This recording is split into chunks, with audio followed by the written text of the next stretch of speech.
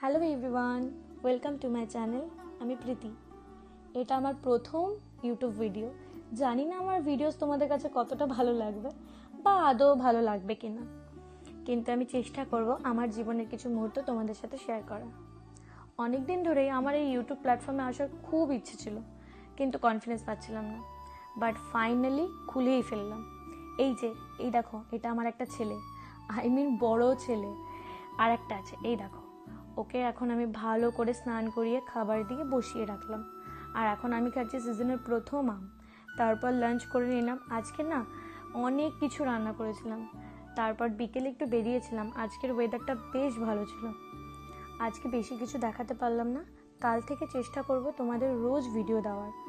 বলতে পারো এটা আমার একটা ইন্ট্রোডাকশন ভিডিও।